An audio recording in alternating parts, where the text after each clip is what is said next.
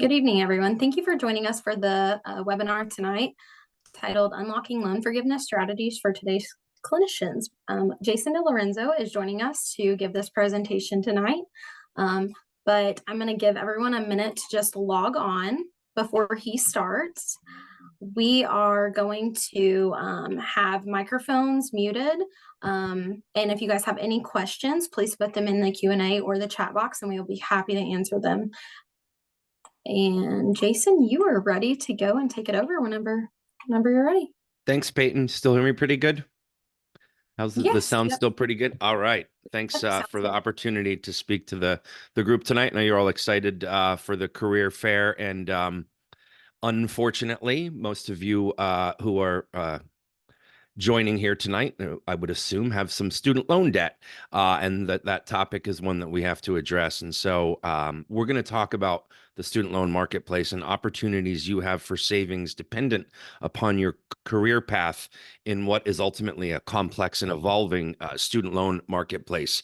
A little bit about myself. I am Jason DiLorenzo. I'm the founder of an organization called BenElevate, and previously an organization called Doctors Without Quarters.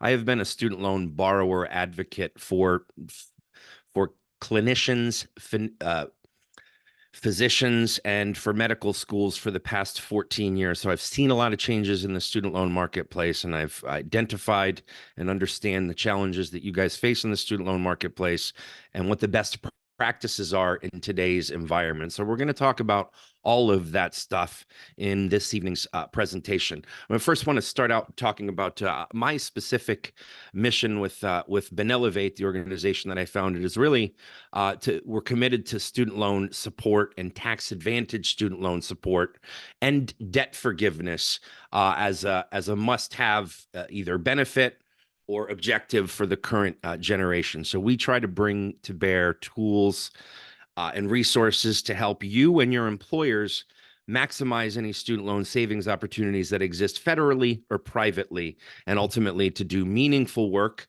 as you all intend to do while living as best possible debt-free. So what we want to talk about in today's presentation are, first and foremost, a marketplace update. All of you presumably are in some level of progress in your action plan for your student loan repayment strategy. And the marketplace, as we said, is complex and evolving. I want to talk about the Public Service Loan Forgiveness Program and other federal loan forgiveness programs that are available to physicians today. And then we're going to talk specifically about today's legislative changes and changes that are happening in the student loan marketplace. As you probably know or have experienced, borrowers since the COVID era CARES Act that was created in March of 2020, most of you have not had federal student loan payments on your student loans since March of 2020. They were intended to pick up last year, but there wasn't really a requirement to go into repayment until actually formally today is the end of the federal on-ramp, where you can start accruing penalties for not paying on your federal student loans. The last year has been what they've called an on-ramp. And then in association with that was what is called an account adjustment for borrowers who had participated in income-driven repayment plans, which is a repayment plan that's advisable for most early career physicians, and probably some of you are familiar with. That's an evolving marketplace, so we'll definitely talk about that. Just want to make sure we understand certain terms like consolidation versus refinancing, and help you understand what to expect when you're dealing with a loan servicer versus an advisor versus a lender, and all of that. We'll go through some case studies and then talk about resources, and we'll answer your questions along the way as well. What we first want to dive into is different loan types for borrowers today. So the first loan type that we want to talk about is federal student loans. Now, most borrowers that went to accredited schools today are going to have federal student loans in the form of either Stafford or Grad Plus loans. But there are two types of federal loans. One is direct federal student loans, and if you've gone to school anytime after July of 2010 on through today, and this program continues today, Then when you take out a Stafford or a Grad Plus loan, those are direct federal student loans. What that means is that the Department of Education is your lender on these federal student loans. They don't come from private lenders. They may be serviced, and you may get statements from a private organization or a private servicer, but your lender is actually the Department of Education, and that means direct federal student loans. If you did go to school more than 14 years ago, roughly, July of 2010, you may have what are called FFEL loans. And so the difference between a direct loan and an FFEL loan is that these FFEL loans, they're lent to you by private lenders. All FFEL loans can be consolidated into a direct federal student loan. And in fact, that would need to happen for you to be able to participate in certain income-driven repayment plans and federal loan forgiveness plans. So we just want to make sure we set the stage for some of you. Most of you probably have direct federal student loans. Some may have FFEL loans. Those are eligible to be consolidated into a direct loan if, in fact, savings is available to you through some of these programs that we'll talk about. Another loan type is a Perkins loan. This program ended about 7 years ago. They give you a little lower interest rates on these Perkins loans. The interest rate was 5%. And this program ended in 2017. So if you did take out Perkins loans in years past, they also stand alone, aren't eligible for programs like public service loan forgiveness or the income-driven repayment plans, but they can be consolidated into a direct consolidation loan, and that makes them eligible. The fifth or other type of loan that we see borrowers have today are going to be private loans, and they may come from institutions like a bank or a credit union. Some people have discussed in years past, when rates were lower, taking out mortgages or second mortgages to fund education at lower rates. That would certainly be considered a private loan. Also, if you refinanced your federal direct or FFEL loans into a loan from, say, a SoFi or a credible type of organization, a private lender that gave you a lower rate than your federal student loans, those are considered private loans and would not be eligible for the programs that federally we're going to talk about here as well. So federal student loans, either direct or FFEL. You may have other types of loans like Perkins loans, and then there are private loans that are lent to you from private institutions that are not going to be eligible for the federal benefits that we're going to spend a few minutes talking about here next. Now, for those of you that are either in school or in training, residency or fellowship, it is likely that you've had to choose a repayment plan over the past year, if not over the past 5 or more years, depending on your training trajectory. When you graduate from medical school, you have a 6-month grace period on those Stafford loans and those Grad Plus loans. And after the 6-month grace period, you're tasked with going into repayment. Now, we understand that the average medical school grad is borrowing somewhere between $200,000 and $250,000 of federal student loan debt. And the average clinician, whether it's pharmacy school or PA school or other graduate health programs, we're still seeing borrowing in the $100,000 to $200,000 range. The standard repayment plan that your servicer would place you in after your grace period, after you graduate, would be a 10-year repayment plan. And at today's interest rates, which average around 7% for graduates, we see that borrowers that have $250,000 loan balances would have close to $3,000 a month in monthly loan payments through its standard 10-year repayment plan. Now, we know that that's undesirable, if not likely untenable for most graduates, particularly those going into training and earning modest incomes for X number of years until they complete their training, that the standard 10-year plan is almost always too expensive. And so the other option is to go into a forbearance and pay nothing on your student loan debt, which has been an option for the past decade or more in the form of the CARES Act, COVID payment and interest pause that happened starting in March 2020 and ended October of last year, roughly almost exactly 1 year ago. And those forbearances that are available to you, it depends on the type of forbearance, how valuable they are to you. So I'm going to talk a little bit about that shortly. Moving forward, I call forbearance the F word for borrowers, because now that the CARES Act payment and interest halt is behind us, those who choose to be in a forbearance are accruing interest against them on their federal student loans while you're in a non-payment status.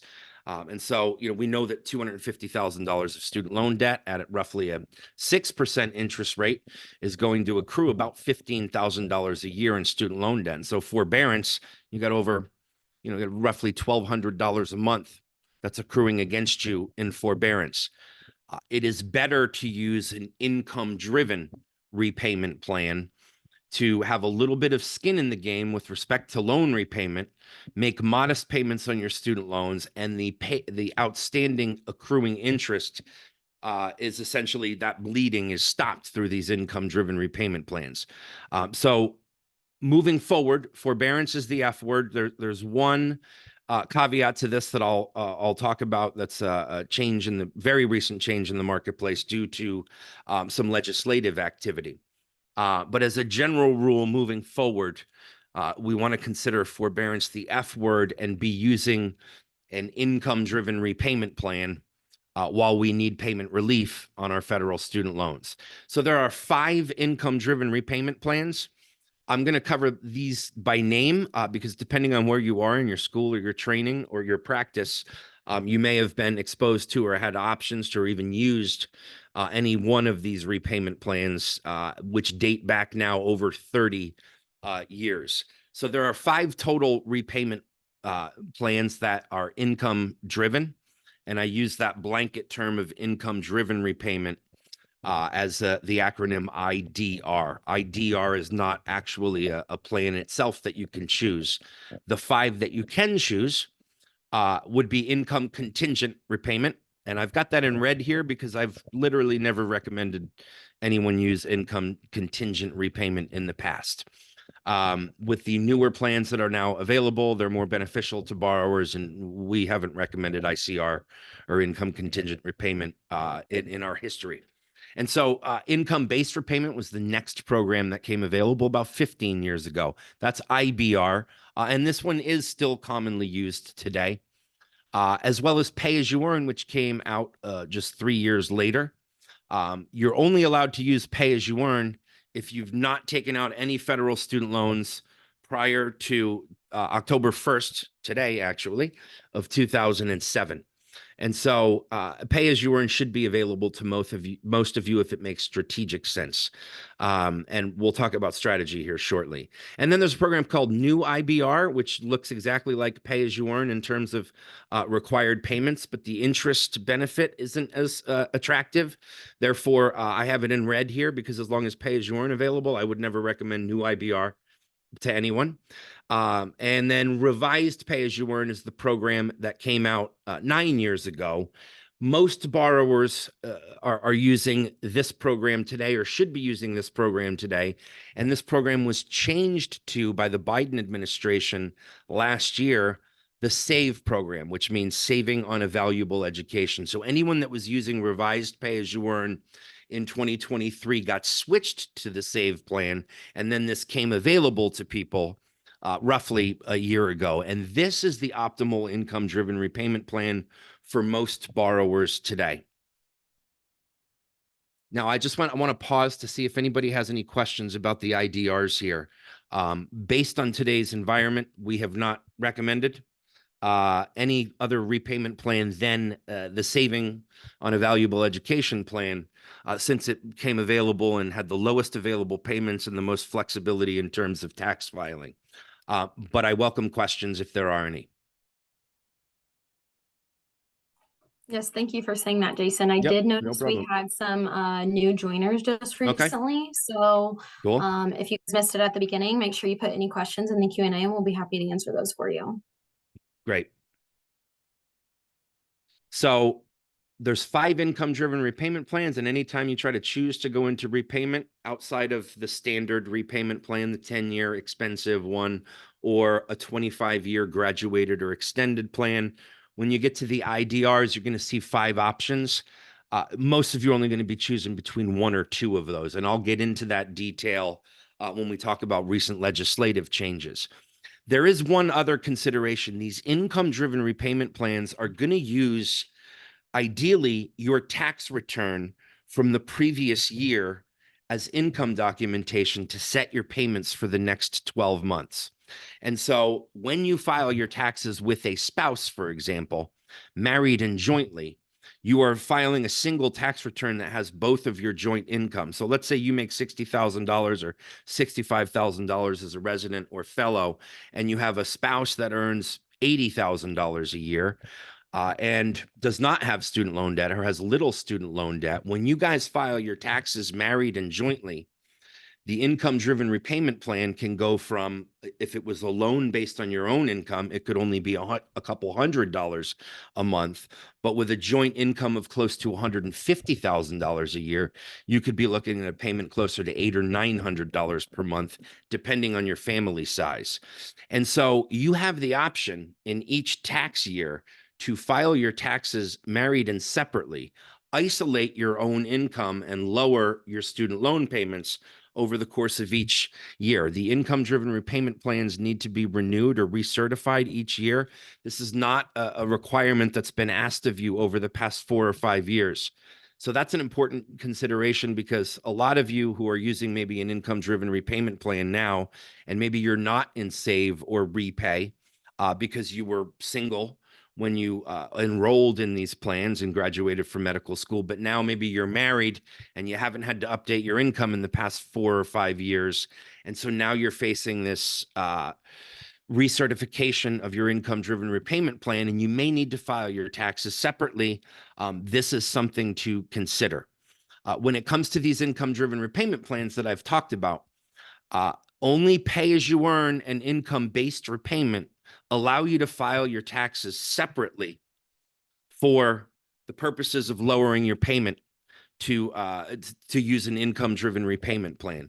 The revised pay-as-you-earn plan always uses joint income to calculate your monthly payments, no matter how you filed your taxes.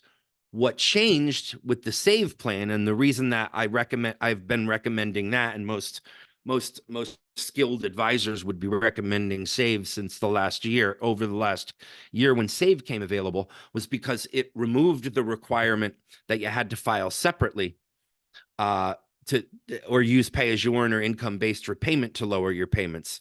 The Save plan, or the modified revised pay-as-you-earn plan, allowed you to file separately and still get the lowest available payments that any income-driven repayment plan offered.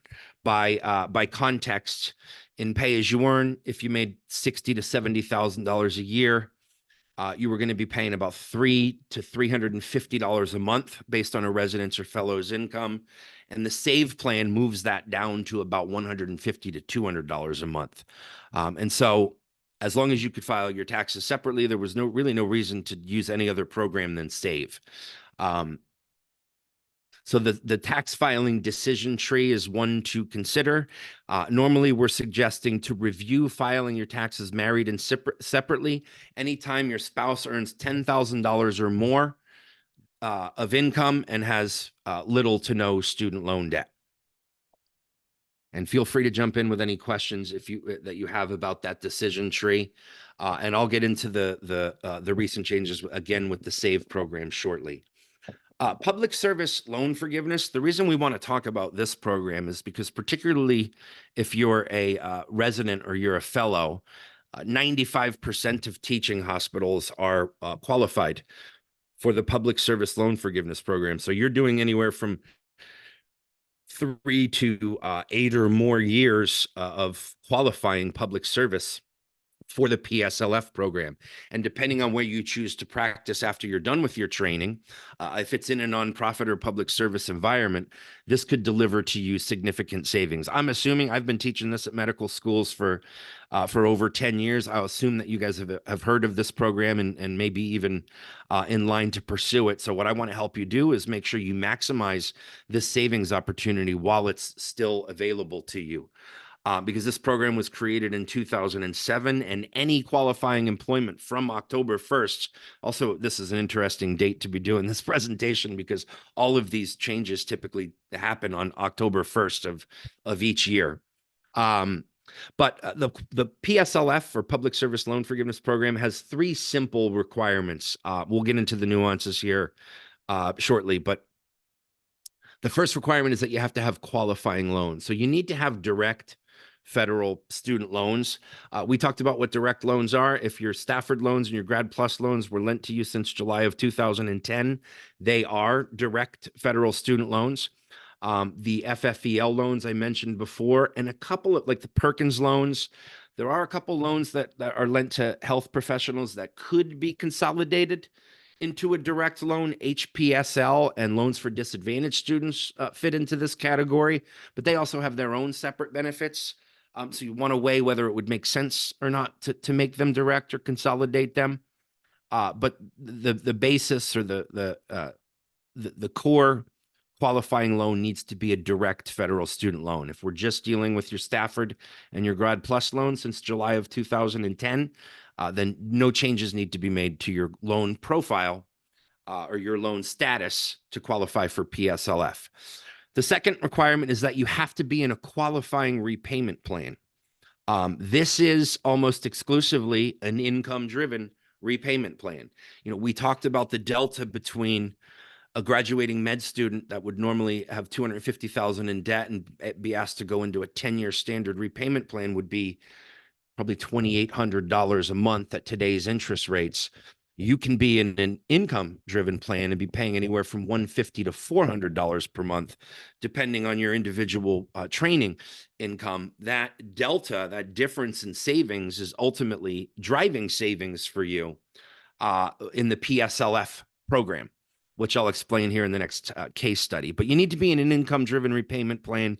The only other qualifying repayment plan is, in fact, a 10-year standard repayment plan. And if you did that for 10 years, you wouldn't have a balance left to forgive. So physicians almost exclusively have a unique opportunity for PSLF savings because based on your income-driven payments during training, you contribute so little towards your accruing interest and your federal student loans that at the 10-year mark, when you do go into repayment at a higher payment level in an income-driven plan, when you transition to practice, you still have paid back very little of your overall debt. So the opportunity here is using an income-driven repayment plan. What was recently announced is that the COVID era interest and payment halt for all borrowers, including those working in public service environments, that does count towards public service loan forgiveness. So in other words, let's say you graduated from school in 2020, roughly June, July of 2020, and then you had your 6-month grace period. You were never asked to go into repayment until October of last year. And presumably, you would have used an income-driven repayment plan if you've gotten the proper advice, and your payments can still be as low as 0 right now, depending on the income that you use to dictate what your payments will be. Those 4 years, 2020 to 2024, of 0 payments do count towards PSLF. So that's the only type of forbearance. When I say forbearance is the F word, moving forward, forbearances that you choose to be in versus an income-driven repayment plan won't qualify for PSLF, but that COVID era forbearance uniquely does. So that's an important distinction and a really great benefit for doctors today. And then number 3, you have to work full-time for a qualifying employer. Full-time is defined as an average of 30 hours per week for at least 8 months in a given year. The assumption is, particularly for doctors who do residency and maybe fellowship and then transition to practice, it all does not have to be with the same employer. It just needs to be with a qualifying entity, which is direct employment with any 501c3 nonprofit organization. That's the reason that the majority of teaching hospitals qualify for this if they're not for-profit entities. And many of your health systems around the nation also qualify as well.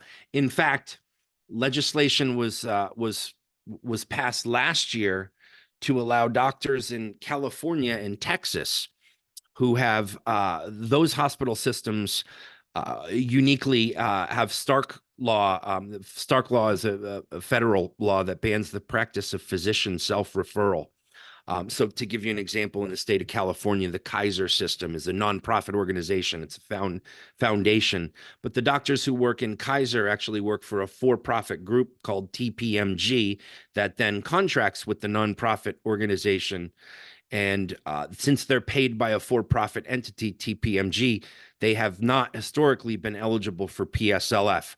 There are hospital systems both in Texas and California uniquely have this really strict interpretation of federal Stark law that doesn't permit often for the hospitals to employ the physicians directly. Now, if you're working in a qualifying environment, even if you're getting paid by the for-profit organization, you can still qualify for PSLF. So that has been a recent change. And your time in that hospital actually also retroactively can count all the way back to 2007. So if you are in one of those environments that's retroactively, you may want to certify past employment that you didn't previously believe qualified for PSLF. This 10-year requirement, or 10 years is 120 qualifying monthly payments, right? That's 120 months is 10 years. This just needs to be cumulative. Let's say you did 3 years of a qualifying residency, and then 3 years of a qualifying fellowship. Then you took a year off, or let's say you went into private practice for 1 year, and then you went back into an academic environment or went to work for a qualifying employer after your year in a private environment or a year off. You could apply for your public service loan forgiveness at the 11-year mark. You wouldn't lose that progress of those first 6 years of training because you took a year off. It would just pick up back up again at the beginning of year 8 if you were following that trajectory. So it doesn't have to be one employer, and it just needs to be cumulative, not consecutive. To give you an example of the type of savings that's available, here we've got a physician that had $250,000 of student loan debt. Let's say after 4 years of training, they're offered a salary of $220,000, and it is a nonprofit environment. As you can see here, your monthly payments in an income-driven repayment plan, once you reach the $220,000 salary mark, would be about $1,250 a month. Now, let's say you're comparing that to a for-profit private practice opportunity where they were going to pay you $250,000 a year.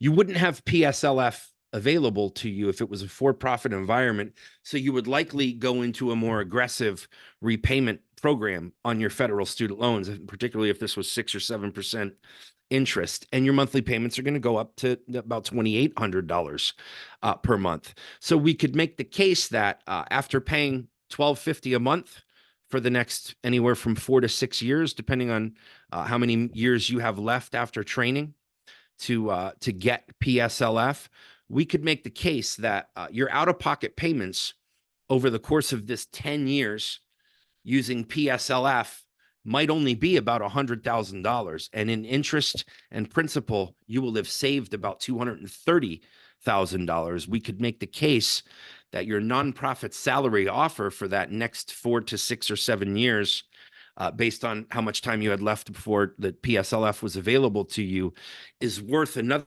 $60,000 a year in pre-tax salary because of the $230,000 savings you're going to generate through PSLF.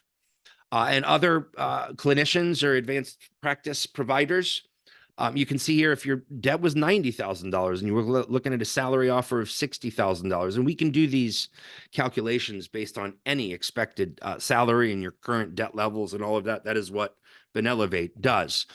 But your salary offer with a $60,000 salary, as we talked about in the SAVE plan today, would be $150 per month. If the for-profit offer was $10,000 more, but you'd have to go into a standard 10-year plan at that point, you can see the monthly savings there. That also represents an effective salary boost for taking the nonprofit job. So there is, we've consulted many physicians who are taking nonprofit jobs because of the savings that is available to them, in addition to their interest in pursuing their careers in public health and rural health and public service and in nonprofit environments. So this type of analysis is one that you should do if you're reviewing different job opportunities, and hopefully you guys have a bunch of opportunities available to you that you have to choose from. Now, if for some reason you are fortunate enough to have a really high income or high spousal income or low levels of student loan debt, we know that today's interest rates for borrowers are often in excess of 7%. If using an income-driven repayment plan or PSLF does not make economic sense for you, or you don't need the payment relief if you're in that fortunate situation, there are opportunities to refinance your federal student loans. A couple years ago, when we talked about this opportunity, it was rampant. Rates were as low in the private marketplace as 2 and 3 and 4% for some borrowers. As interest rates have risen over the past year and a half, now we're seeing refinance rates a little higher. We're also seeing the Biden administration being really generous when it comes to loan forgiveness and public service loan forgiveness and lower payments in income-driven repayment plans. So this opportunity to refinance to lower rates doesn't always make sense for some borrowers. But if you find yourself in the fortuitous situation of not having loan forgiveness or not needing payment relief based on your income, if you don't have that available to you, or that doesn't make economic sense, we are starting to see, as rates have ticked down here very recently, some opportunities in the private refinancing marketplace to lower your rates. Anytime you consider refinancing to lower rates, you just want to make sure that you have vetted all the federal benefits available to you, because certainly any opportunity to pay back less than what you borrowed is going to be more advantageous than anything the private marketplace is going to offer you. Some of you may have seen in years past that the Public Service Loan Forgiveness Program experienced many challenges. In 2021, the Biden administration came out and created a public service loan forgiveness retroactive fix. And this ultimately switched this program from where 99% of applications were being denied, mostly because people didn't know about income-driven repayment plans, and they mostly had FFEL loans, because this program came out in 2007. And as we mentioned, private lenders were lending federal student loans all the way until 2010. So the first 10-year anniversary of PSLF was mostly FFEL loan borrowers, and the servicers weren't telling them to consolidate their loans because there was a conflict of interest there. So that was fixed in 2021, and the Biden administration invited everyone that had FFEL loans to consolidate them to direct federal student loans. Some of you may have done that already. And then if you went back and certified past qualifying employment for PSLF, no matter what repayment plan you were in, or if you used some kind of F-word forbearance, they would count that towards PSLF. So we went from seeing 99% of applications denied to now we're approaching 1 million borrowers that have received loan forgiveness. We're approaching $100 billion in student loan debt forgiven through the PSLF program. And now almost 2 million borrowers are actively enrolled in the program. And then the average student debt level for all borrowers, including public school teachers and social services workers and all of that, the average student loan debt for participants today is about $100,000. Now, when I say you're enrolled in PSLF, what does that actually mean? There's a process to certify your employment through the PSLF program, and that is something that we recommend that you do annually. It is not required by the Department of Education. Your loan servicer isn't going to nudge you to ask you to do it. But once a year, we want you to go to the studentaid.gov website, and it's studentaid. I'll send this to you, Peyton, in a follow-up email with these slides as well. But studentaid.gov/PSLF. PSLF. And what you want to do is enter your employer's EIN number and the dates that you've worked there. You can just click presently if you still work there. And send an email ultimately to, if you're in training, it's going to be likely the GME that fills this out for you, maybe your residency coordinator or a program coordinator. If you're in practice, it's going to be likely your HR department that's doing this for you. You get their email address. They certify a past years of employment. So no borrower gets a PSLF payment count delivered to them unless they've completed a PSLF form. And you don't want to wait till the end of the 10 years is done to indicate your interest in pursuing this program. You want to document ideally year over year. If you haven't been doing this up until now, that's okay. A lot of changes have been happening that have added either complexity or the website is down. Moving forward, you want to do this once a year. And between now and the end of this year, you really should do a PSLF form to cumulatively capture all of your retroactive qualifying employment so that by the end of the year, if you've done 4 years of training, you'll have 48 months done towards PSLF. And let's say you transition to practice next year in 2025, that you'll pick up the annual certification of that if in fact you do take a qualifying job. I'll pause there because that was a lot of info, and particularly with the case study, to see, Peyton, if there are any questions. Otherwise, I will move into the recent developments. Yeah, so there was 2 questions that popped in the Q&A. Go ahead. One person asked, how can we see the eligibility for these programs? Any resources or websites? Use the PSLF help tool at studentaid.gov. If you're employed by a qualifying organization, it needs to be a 501c3. Again, that's 95-ish% of teaching hospitals that their status is 501c3, or they're a federal, state, or local government or agency. That's what qualifies you. But when you type in your employer's EIN number, it will pre-populate in the federal database, and it'll say they are an eligible employer. So if you're already working for that organization, it should pre-populate in the PSLF help tool once you get the EIN number. If you're unsure of an employer, I work with a lot of employers. I'm happy to dig in for you as well. I will share my contact information at the end of the presentation. But you want the organization to be 501c3 and your employment to be a direct or by contract in California or Texas. Okay. 2 more questions. One of them, Yep. I am currently paying $1,100 a month. My original payment was supposed to be $1,500, which I was unable to pay. I was told that the amount I am paying does not go towards loan forgiveness. And then the same person asked, if you work locum at a non-for-profit hospital, would you qualify? Most likely locum tenens, no. If you meet the 30-hour requirement and the contract has you working in a qualifying environment and it's California or Texas, maybe. But otherwise, locum tenens and those organizations that employ you, locum tenens, are for profits, no matter where they have you rotating or working.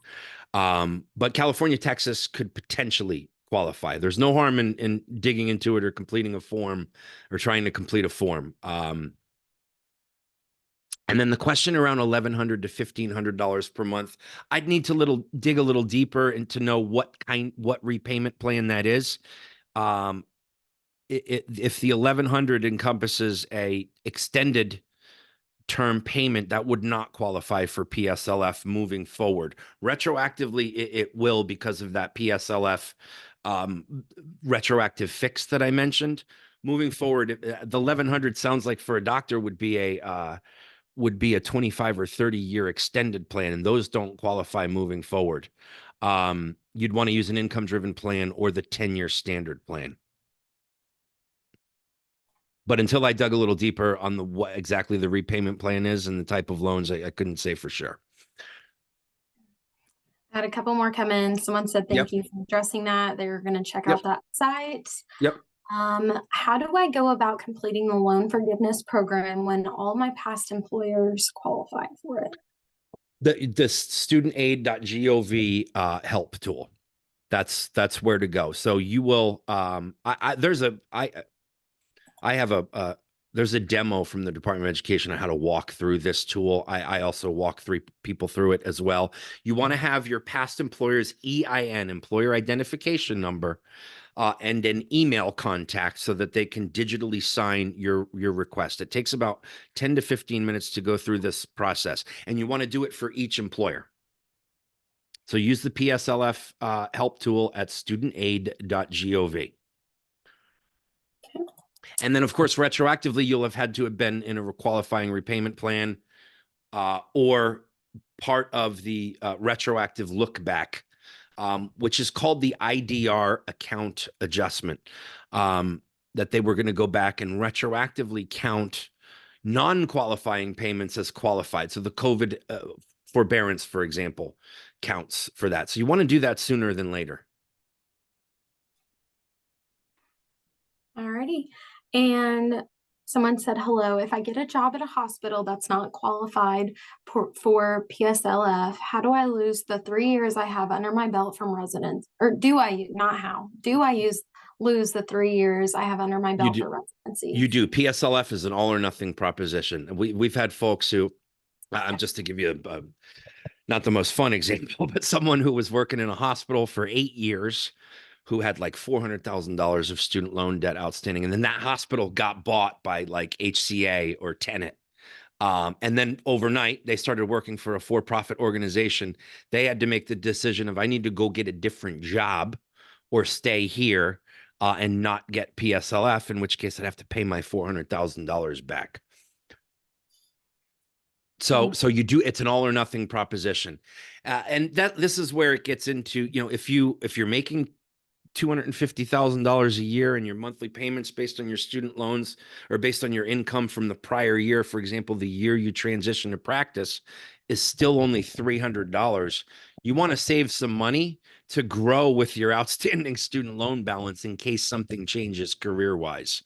That's another strategic consideration that that we help borrowers through. But yeah, it is the short answer is yes, you do lose. There is no benefit to that 3 years. You would never lose it. Meaning, if you took a for-profit job and then decided to go into academics 5 years later, you'd only have 7 years left. But what you did with your debt over those years that you were working in a private practice would matter or contribute to that equation as well. Okay, that same person wanted to know if they had to start over if they were to change jobs in a couple years, which you kind of No, you'd pick up the 3 years again. You're always going to have 36 qualifying monthly payments done if you certify that. But if you're not working for a qualifying environment, you're not going to add to that. Therefore, there would be no savings unless the 10 years was done. Okay. And then the last one that just came through, they wanted to know if they can contact you for help on this. Yes. Of course. Yep. Peyton, I'll send you the the practice match partnership discount, all that kind of stuff. Yeah. Yeah. And just to talk on that, if you missed it at the very beginning, I'll send an email out to everyone that attended this event tonight with all the information about this event and the link to the website where it will be posted. The recording of this whole webinar will be posted at the end of the week. So all the information will be in there for you guys. Thanks, Peyton. You're welcome. So recent legislative developments here. I'm just going to jump into, as we mentioned, the CARES Act payment halt ended in October of last year, literally a year ago today. Repayment resumed, but borrowers weren't required to make payments on their federal student loans in what was called this 12-month on-ramp. That ended literally today. So in other words, if you were tasked with going into repayment and your income-driven repayment plan was, say, $500 a month or $1,000 a month, if you didn't make that payment, it didn't go against you in any kind of credit default or any negative traction kind of way. It wouldn't count towards PSLF, and so I would have advised against that. But there would be no default or notices of non-payment or anything like that. That ends today.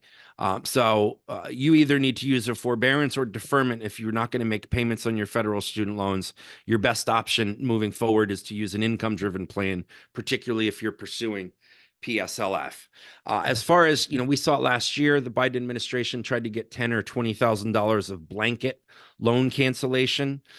to all borrowers who were making less than $125,000 a year. That got blocked by federal courts. And then there's an income-driven repayment plan account adjustment. This is still pending as we understand it. Most of you have probably gotten this already. This is where they retroactively applied PSLF credit or income-driven repayment plan forgiveness credit to you based on your past payment statuses. For example, the COVID era payment halt, if that wasn't already credited to you towards income-driven repayment plan or public service loan forgiveness, that should be done this fall. So that's in process, but most of you should have gotten it already. And then here, this is the big, and it's the first presentation I've actually done since we've walked through the income-driven repayment plans, and I've always recommended SAVE. The SAVE plan got blocked by a federal court very recently. And as a result of the federal court blocking it, the Eighth Court of Appeals, the program was made no longer available to anyone. The entire SAVE program has been blocked. So if you were or are using SAVE now, you're in a forbearance.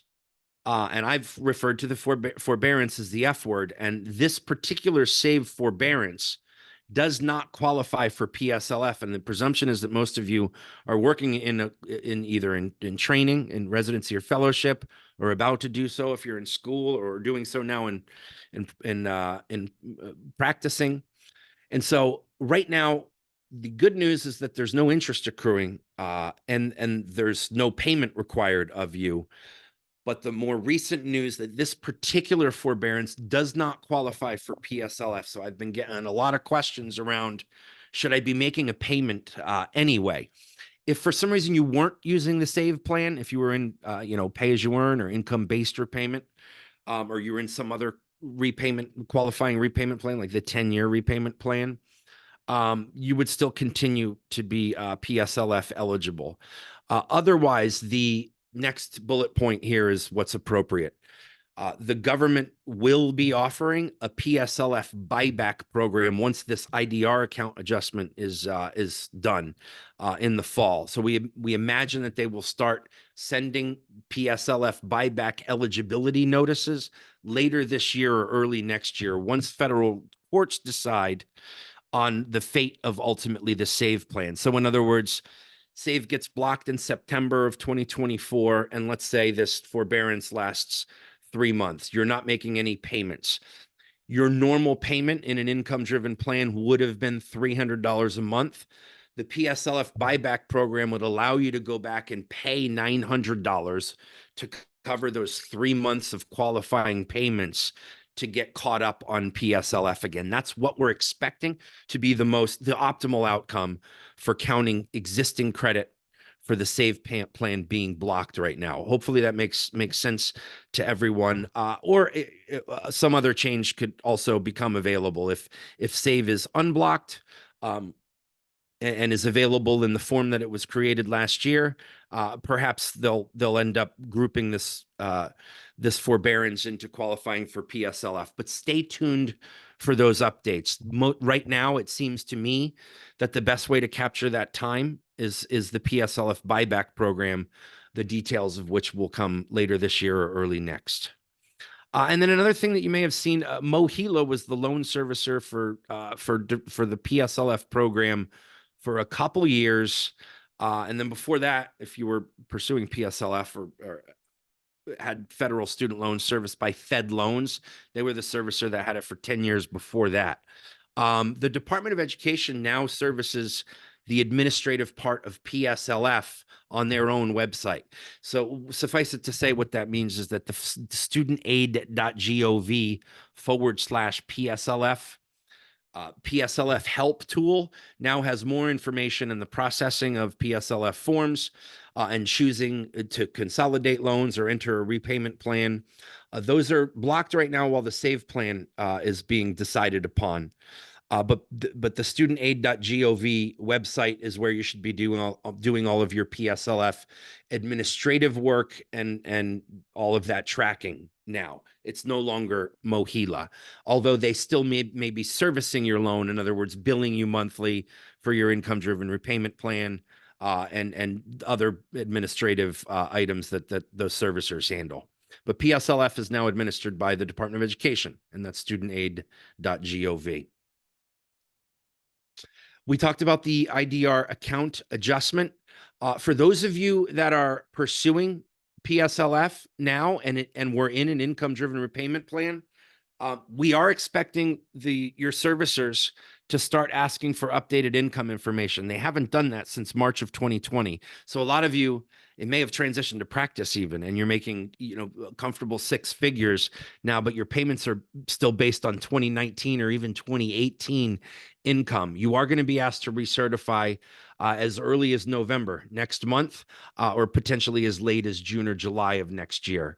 That is when most people will be asked to recertify their income. So that's picking up again. Expect your payments to increase if your income has increased. That is still the normal trajectory for PSLF, and the outcomes are still pretty generous. But that relief is going away, and so be prepared for that.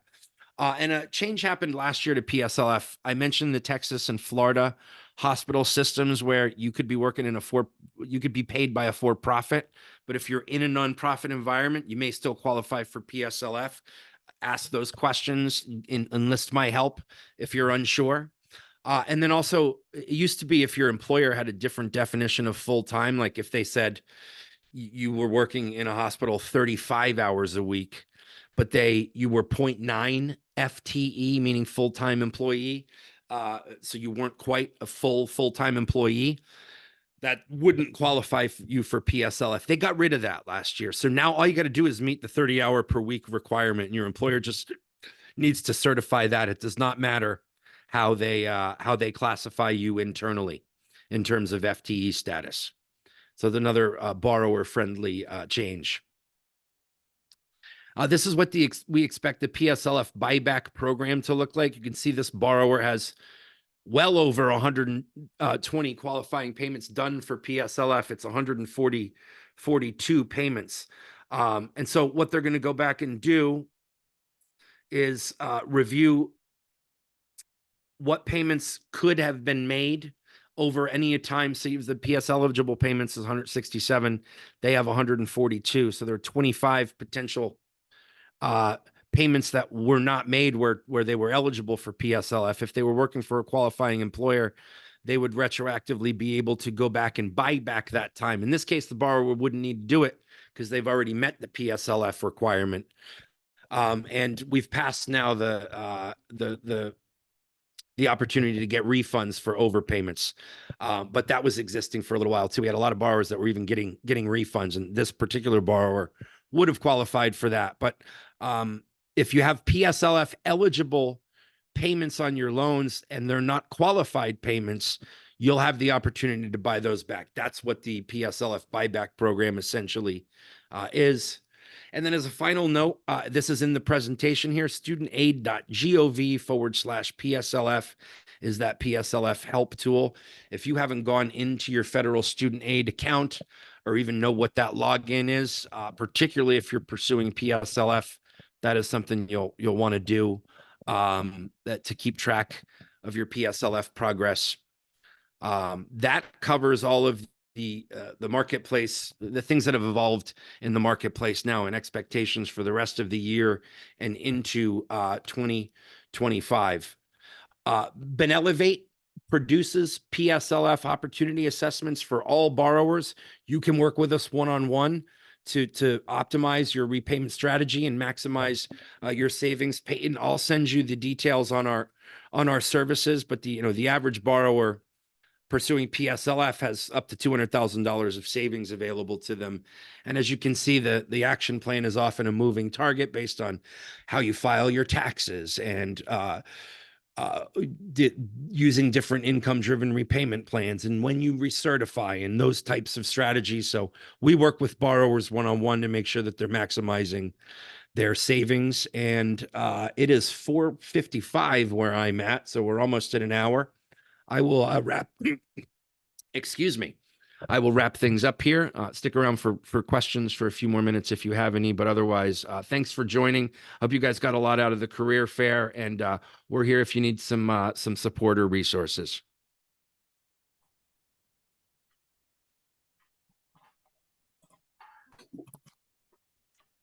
Alrighty, thank you guys for joining us tonight, and thank you, Jason, for taking the time out of your evening to present this for us.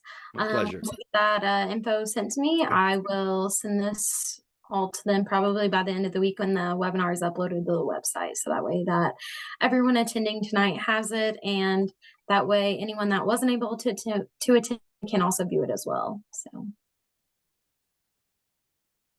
they are also saying thank you in the Q&A for you if you haven't seen Good. that. Happy All to right. help. Thank you so much, Peyton. Thank you. Have a good night. Nice to meet you, Rainey. It was nice to meet you. Yep. Okay, Okay. bye-bye.